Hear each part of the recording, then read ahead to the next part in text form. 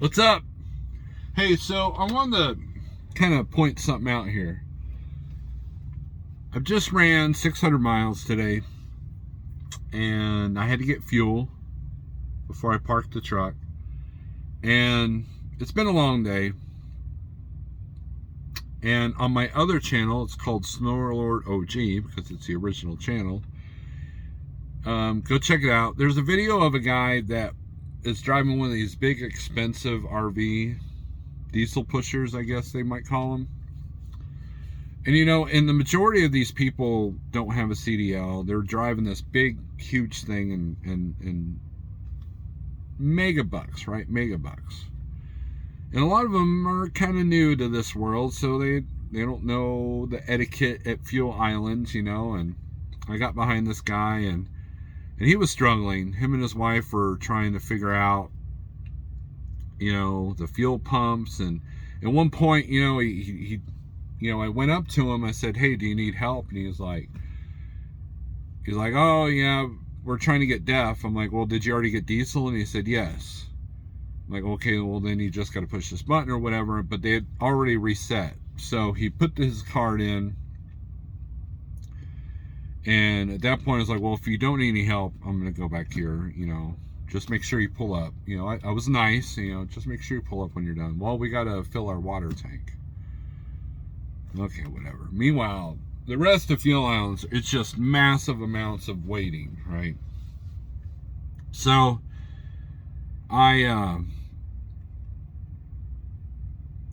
go back in the truck. I did my little quick video, and because what he did was he started the diesel, even though he already got it, and poured some on the ground so he could stop that and go to the DEF. Well, as sloppy as that was, that worked, and he was able to get his DEF. So his wife has to help him maneuver the vehicle just a little bit, forward enough that I can get fuel. And meanwhile, there's like 15 trucks behind me. Everybody else is backed up. People are yelling at this guy, and I'm being nice, right? And I noticed that, and also an additional note, both him and his wife are outside. They're wearing masks, right? I don't think you can catch stuff while you're outside, but, to each their own, right? It's very sad when I see someone live in fear, because being outside, look, I understand in a building or in a closed space, fine, but outside, anyways. So these people are kind of out of their element. They're kind of filled with fear. You could tell that the big trucks are intimidating him. So I'm trying to be nice, right? And I see the guy fumbling with something in his belt. And I noticed that he is open carrying a firearm. Not the greatest holster. And, and of course, those of you who know me, I've kind of stepped into that world, and, I've been doing research on holsters, research on this, research on that. And this guy is the epitome of being afraid and using a crappy holster, and you could tell it's his only line of defense, because this is a frail old man. I mean, he's walking with a limp, and he looked like he was probably in his late 70s. Meanwhile, his wife, maybe it wasn't his wife. She was like in her 40s or 50s. Anyways, who am I to judge? But it dawned on me that if I had been aggressive towards this guy, if I had been like, and look, you hear about it all the time. You hear about people getting in gunfights at the fuel island, believe it or not. There was that shooting there in the Pilot there in Pacific, Missouri.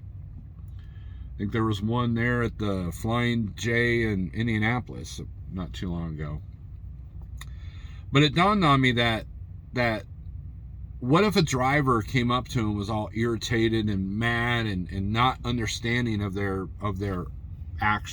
fragile situation, and that could have ended badly, because there's a lot of videos of older gentlemen that go quick to the draw if they think that they're being threatened, because they know that one punch could take them out, right?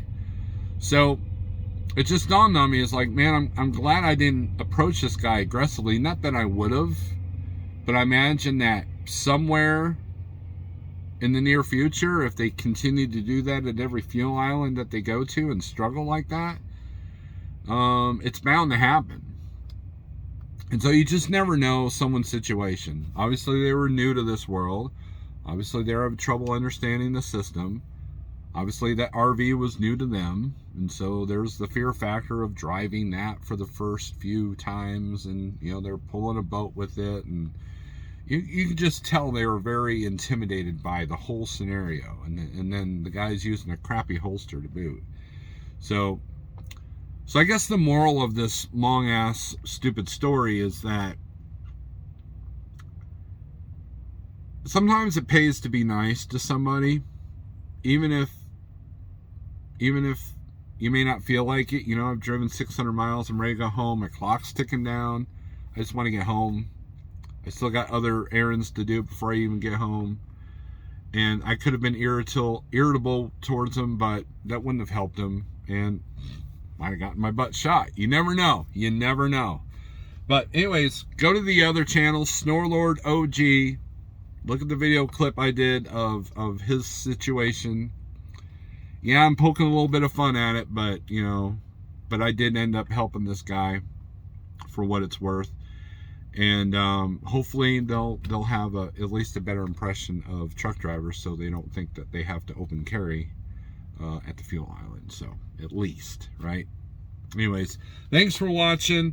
I appreciate every single one of you.